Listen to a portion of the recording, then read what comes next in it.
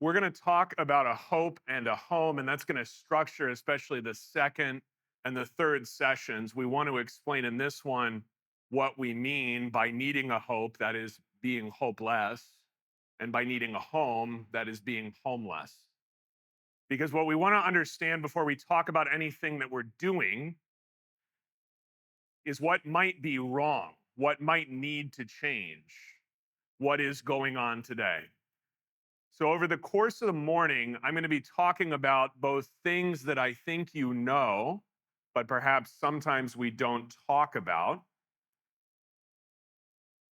and also some things that I think you know, but you have perhaps forgotten. So, of course, we don't talk about those things either because they are, at this point, unknown to us very often. We've forgotten them so long. And in talking about known things, particularly in this session, and we have 45 minutes, I suppose. In this session, we're going to talk largely about what you might want to call the bad news part. So, Pastor Broughton mentioned good news in a bad news world. We're talking largely about the bad news part now so that we can understand why. Why does this matter? Or what exactly are we talking about? Because we're going to try at least not to speak at all generically today. Like, the world is very bad, right? You may know the old hymn that goes, "The world is very evil." Well, I didn't fly here to tell you that the world is evil. You knew that. That's not interesting, novel, nothing. We want to talk about the shape of that evil today. Okay? The shape of that evil. So we're going to use two adjectives and we'll explain what they mean, but they are hopeless and homeless. The hopeless part, we mean pretty literally. The homeless part, not so much, although we'll use literal homelessness as a way to picture for ourselves what might be wrong. But with both, whether we're speaking literally about people lacking in hope or figuratively about people who are alienated or not at home, even in their hometowns, we're speaking about a spiritual problem. A spiritual problem. Sometimes it seems almost visible in people's lives, their bodies, the way they carry themselves, the way they interact or rather don't with anybody else. But when we're talking about homelessness, we're talking about something that very often, in the way that we'll speak of it, is not seen because it is inside of them. And it's a sadness they bear with them, they carry as they go through life. In talking about something that you know, let's start with things that are well known to you, just visible in most of our congregations, perhaps even all of them. And that is what you could call in church terms decline. And we'll be talking throughout the morning, both in terms of the church and in terms of individual souls, because of how those situations are so deeply related to each other. In terms of the church, you can find a really interesting guy. He's actually pretty close to you guys at Eastern Illinois University, named Ryan Burgee. He does religious demographics. He studies populations of religious people or irreligious people, as the case may be. And something I didn't really understand until I looked into the things that he was writing was how just absolutely dominant churches were about 100 years ago. About 100 years ago, almost every American would report, by various measures that he's used, almost every American would report having been raised in a church. Almost everybody would report having been raised in a church.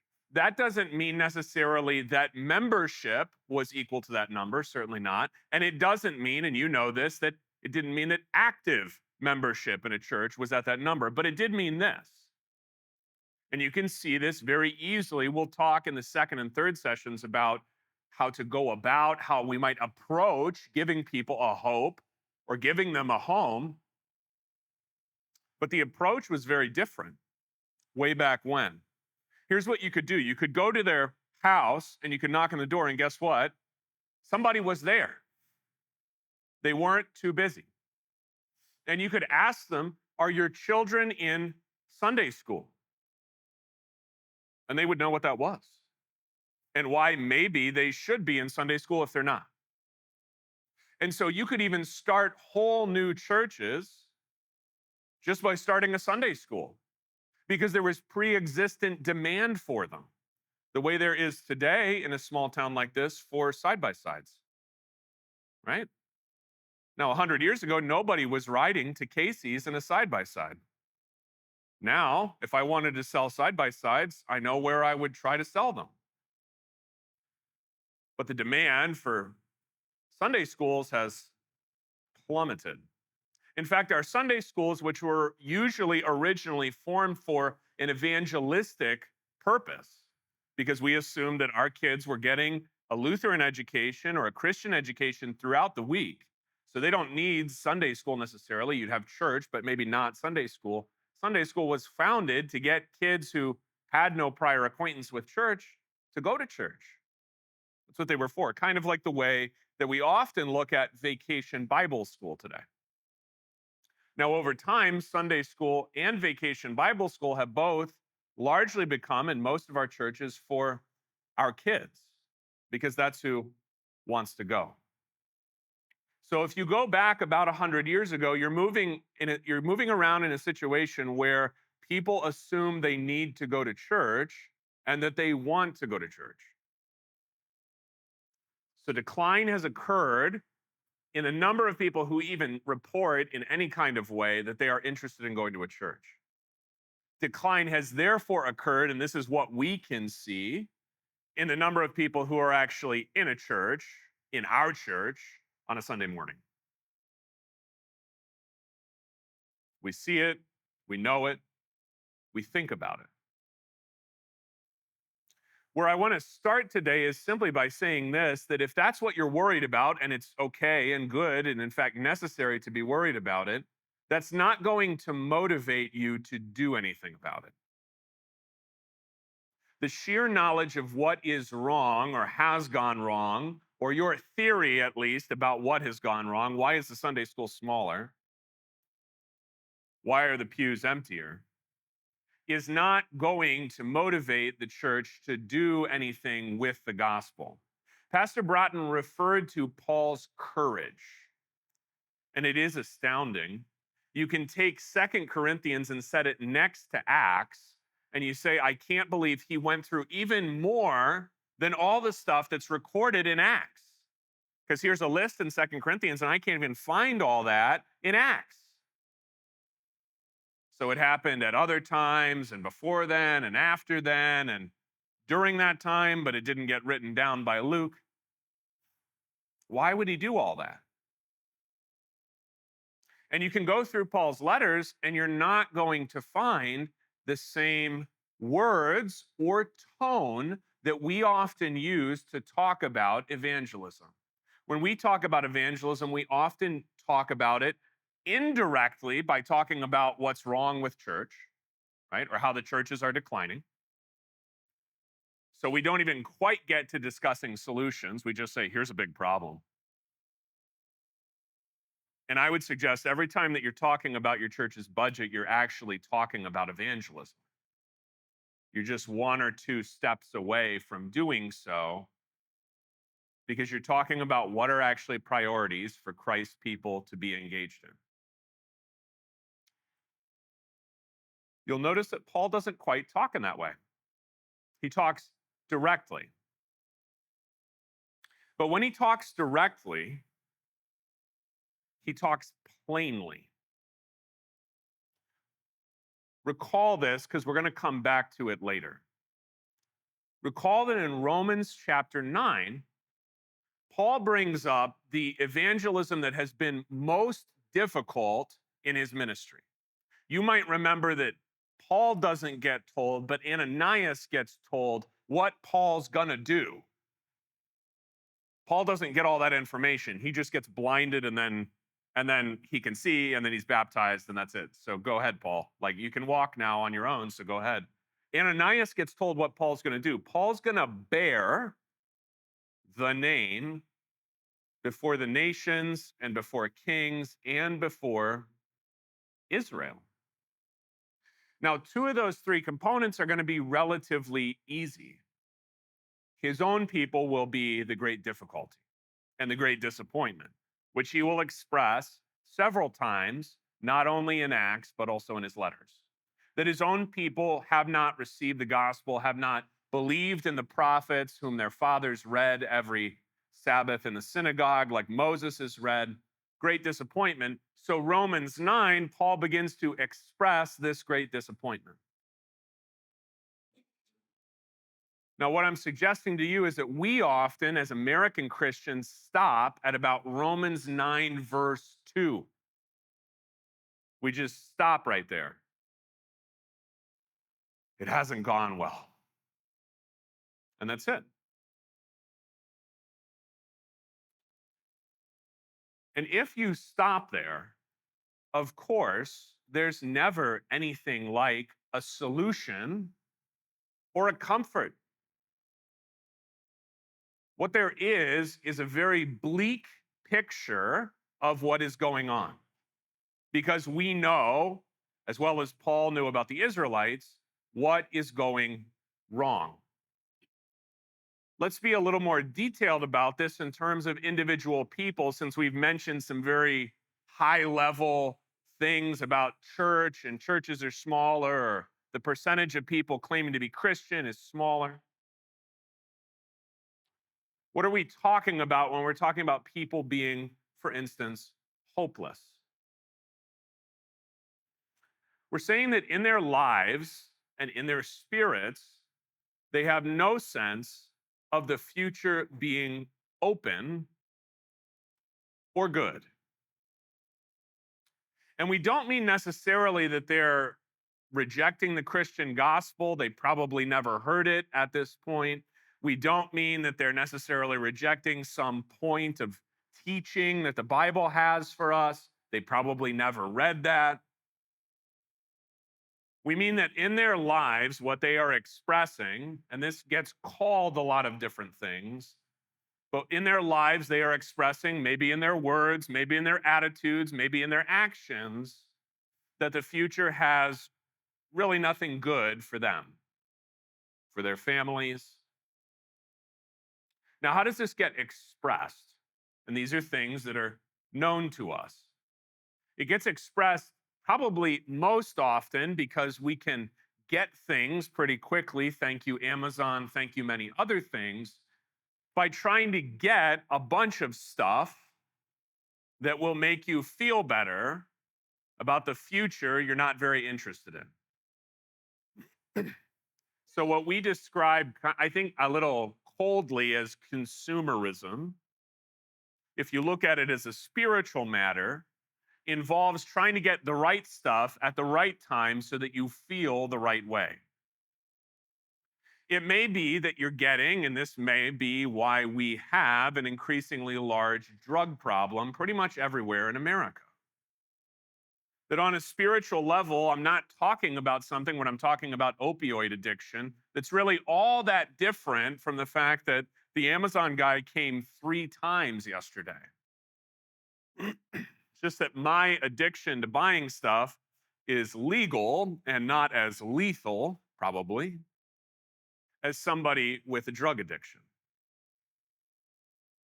But spiritually, what it is in both cases is that I am trying to obtain the right stuff that will make me feel the right way about life, and feel is important here because when we're talking about hopelessness, we're not usually talking about anything anyone is able to or does say out loud. They're probably not sitting there saying, I am hopeless. They sense these things, or they feel these things. Or, like other things that are hidden about people, their hopelessness is much more visible in their actions than in their words. Remember how Jesus talks about evaluating people? Watch not so much what the Pharisees say as what the Pharisees do. Well, that doesn't just go for Pharisees. It does tell you a lot more about a human being, what he does, and what his life has kind of wound up as, than just listening to the words he says. So, especially when you're dealing something with something for which people have few to no words, it's especially important to watch what they do. And if they are buying and buying and buying and buying something, because maybe you have noticed this, that consumer credit has not shrunk, as lots of other things that should cause it to shrink have shrunk, like buying power, right? That's what inflation does. It shrinks our buying power, but our consumer debt has not necessarily shrunk, even though inflation has gone up. If I am trying to get the right stuff to feel the right way, maybe something is going on with me. So, this also helps us to see something, that things that cause us very great despair, I think it's easier usually to see them alongside some other human problem that is like it, just not as extreme. Because when I think about the opioid problem, that's where I'm originally from, opioid. You might have different drugs here. But when you think about it, the easiest thing to do with someone else's hopelessness is to say, wow, thank God that's not going on with me. I never developed a drug problem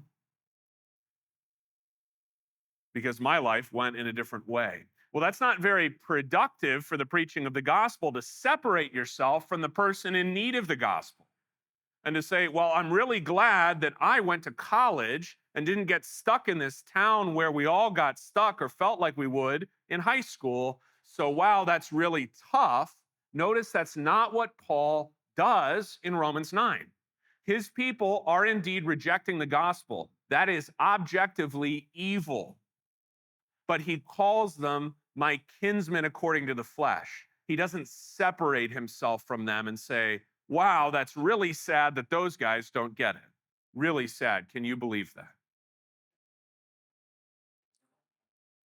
Alongside the expression of the need to buy and to have, another expression of hopelessness is an increase in rage and all forms of instability, especially what we might even call emotional, or you could call personal instability. Why would somebody just go crazy when he gets cut off in traffic? Just absolutely lose his mind, a grown man. Why would this happen? Because he's on some kind of edge, because he feels like his life is on some kind of edge, and one or two events that day could push him beyond that. That people are living on some kind of edge that causes them to feel, and when you're on an edge, we don't mean that you're not on the verge of a totally new future. We mean that you're on the verge of a totally new and awful future if you just get pushed a little bit. So, of course, you are going to be hopeless. You probably heard a phrase like this, like, you never know what someone is going through, so always be kind. I'm sure that could be misused.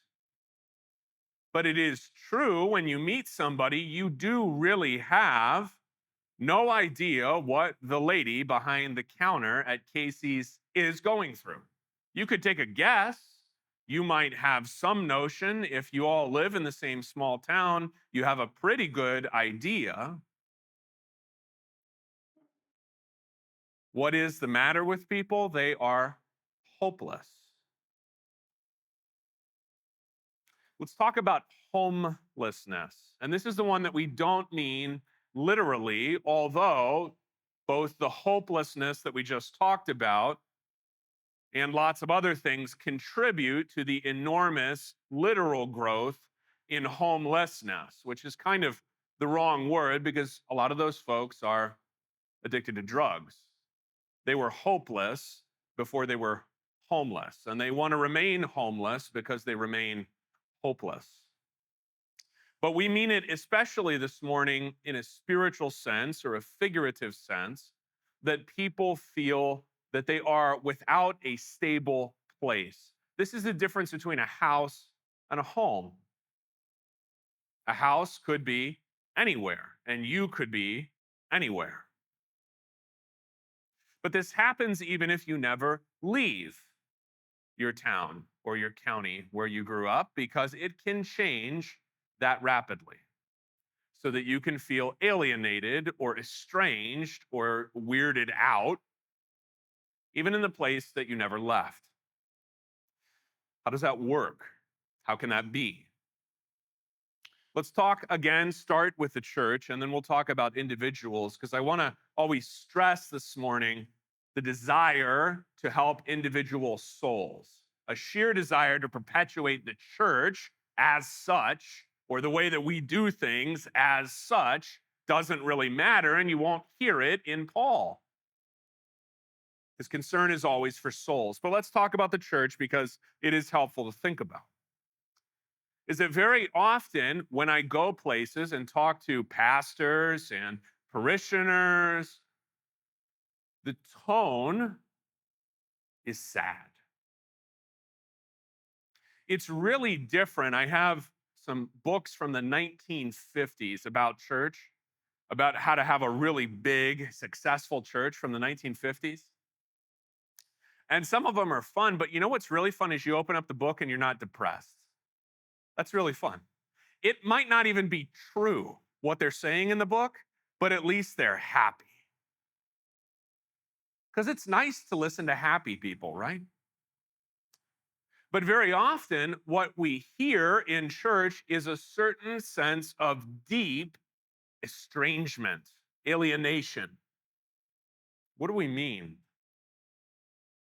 It feels like the world is rushing by outside the church, and the church is not really able to react quickly enough or well enough to all that rushing. But it's not like the church gets to stand still as the world rushes by. The world rushes by, the world's going crazy, the world's going insane, and the church on the inside is getting smaller. It would be one thing if the world were going crazy, but you were doing fine. That's actually kind of fun, maybe, right? That's kind of fun. And you could say, well, yeah, the world's going crazy, but we are just outstanding in here. But the world is going crazy and it's affecting us. Think about where most of our kids go. In these books from the 1950s, not only are they happy, but they're also really worried that when their kids grow up, they might want to be Methodists. They might marry a Methodist and turn into Methodists. And that would be, are there any Methodists in here? Are there any Wesleyans? Don't raise your hand. Okay. Why are they worried about that? Because it's kind of the biggest problem they have. Because people probably want to go to church, and you got to explain to them why they should go to the right kind of a church. That makes sense.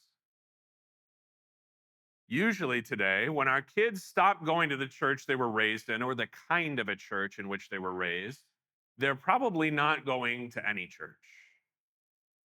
That's probably what will happen. They probably don't live where they were raised, but even if they do, they're probably not going to any church, just in terms of what's likely. So this is a case where even if the kid, like mom and dad want, lives within reasonable driving distance, even if he's basically still at home, he is not committed to the same things to which mom and dad, and certainly grandma and grandpa, were committed, and he's probably not committed to that church. That makes his own hometown a different place, even for him, but think about his grandparents. Because one of the things that can be very burdensome about old age is knowing when things were better. It can be very beautiful to have known that things were worse and they got better for your family, but one of the big burdens is knowing when they were better. That when you were his age, people went to church. You yourself tried to go to church every Sunday. You didn't always succeed, but you tried. That makes the church, because think about how weird this is if you think of it as a family or a home, is that the kids are driving right past mom and dad's house when mom and dad are in there on Sunday morning. That's weird. They were supposed to come home for Christmas, and they came right next to mom and dad's house, but they drove right past the front window with the Christmas tree all lit up. Weird.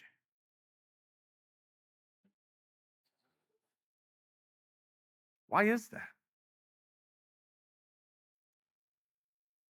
Certain things that are actually somewhat like drug use, measurable, or at least we can talk about them as general phenomena about individuals, is that people report being more isolated, specifically more friendless than ever before.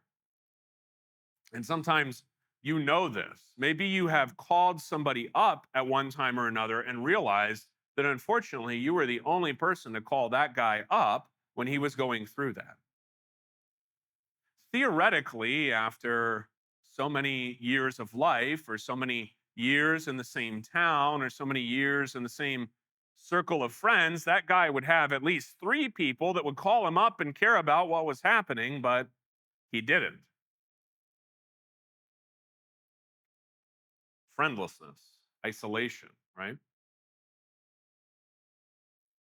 But what you can also see happening inside of people is that even, thank you, internet, even in small places, people are into strange ideas and practices that years ago you probably would have only had to worry about the Methodists in your town. But now your kids in high school might be interested in Wicca, or your kids in high school might be interested in being trans, or your kids in middle school might be interested in being trans. Now, these all seem like strange things, and they are. But think about what they also create. Think about that person who has basically learned his new pagan religion from the internet. Instead of having a place that he can go to and be at home with mom and dad and grandma and grandpa every Sunday, his community of like minded people, his sense of belonging is governed by his internet access. It may also partly be why he tries to be on the internet during all of his waking hours. But what that creates, if it gives him a new sense of identity or a new stupid idea to try out in his life, possibly with irreparable harm, is that it gives him a community which is unreal. It's not a home. It looks like a home. It is an artificially intelligent rendering of a home. But there's nowhere to go. There's no one to meet. So, in his actual daily life with his own flesh and blood, he remains isolated. If you think about the way that a lot of people felt during the worst of COVID, you can understand how anti Christian such a world of homeless people is. Because they weren't meant to be separated from each other the way that they are after and before COVID. COVID was an intensification of something that was going on before and has continued and maybe gotten worse because of COVID afterward.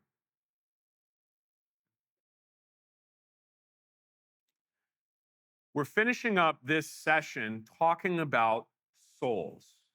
And let's make clear why, as in the second and third sessions, we talk about giving them a hope and giving them a home. Because unless you are looking in the eyes of that person who is doing something very strange with his life, thanks to the internet, or whose life has been wrecked by various other things to which he has become addicted, or just take the temperature down a notch from there to probably where most normal people are, somewhat friendless, somewhat hopeless, somewhat confused, somewhat isolated. If you think about looking in their eyes, then maybe it becomes clear why we are here today. Because when you look in their eyes, you have to face the fact that they are your neighbors and they check you out when you buy the breakfast pizza. They're right there. And if you don't really care about them, then the question is, who is going to? Think about this in terms of Paul. Paul himself will tell you how difficult his own people have been. Paul himself can tell you and tell stories about how hard it has been to preach the gospel to his own people. If Paul doesn't care about them, who's gonna? Probably nobody. Because they could read Paul's own words and say, Paul, you yourself said this was really hard, and you don't even care. So why should I, who am not an Israelite, care about Israelites? Because what we're interested in is not accepting a story of the churches as well as these individual souls' perpetual hopelessness and homelessness until we just fold up shop. That would not only be horrible, and you wouldn't want to read such a book because it would just be so depressing. But it would also be to go against what our Lord clearly says, that we should preach the gospel to all nations, including our own. Let's take a little break for questions. So if you have a question, please raise your hand. I'll repeat it. Yeah. Okay. So he said Paul is direct about problems. This is easiest to see in First Corinthians, right? Because he brings up a bunch of stuff they don't want to talk about and didn't write to him about before he gets to chapter 7 and brings up the stuff that they wrote to him about. He says, whoa, whoa, whoa, whoa, whoa. You guys have a lot of weird stuff going on. Let's talk about that first. This is a massive cultural problem that we have. It's a cultural problem. It's not a Bible problem, because the Bible is direct with us.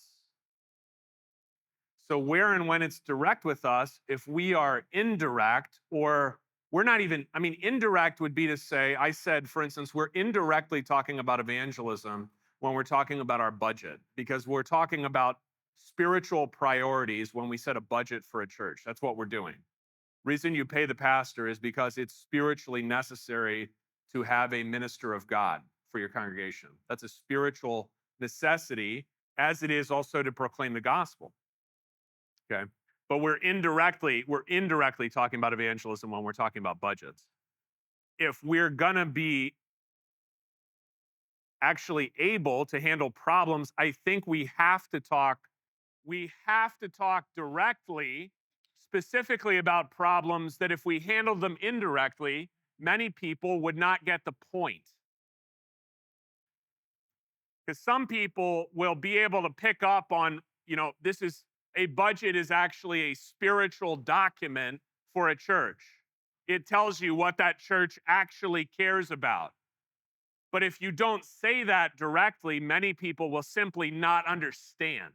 So, what is Paul talking about in the rest of Romans 9, as well as 10 and 11, that we're not getting? Is that we stop with the problem and we don't go into Paul's solution to, well, what if this person doesn't hear, or what if they don't believe, or what is always, well, why don't we send someone to preach to them, right? What the answer to I'm worried for this person is, why don't you tell them Why don't you tell them? And I think we often stop there. Okay. And the difficulty with stopping there is that in leaving the person in silence, silence biblically is like the absolute worst thing from God. Silence it would be an indication that God is actually leaving you alone, which is horrible.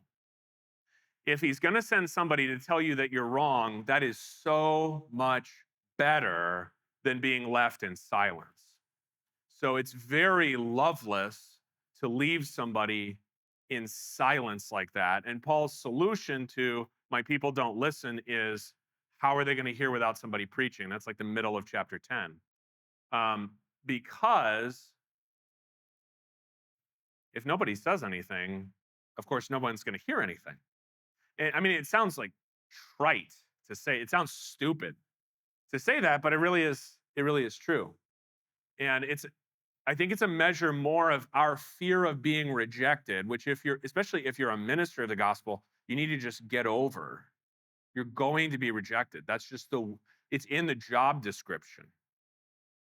Your people are not praying for you that you would be able to, with apologies to whoever is upset, they're not praying for you to conduct the service exactly according to the altar book that Sunday. That's not why they pray for their pastor. You you either care about doing that and you work at it or you don't, but that's not why they're praying for you because you're going to be rejected. I mean, Jesus prepares to send out his disciples and says, "And when they reject you, here's what you do. When they receive you, here's what you do. When they reject you, here's what you do. Get over yourself."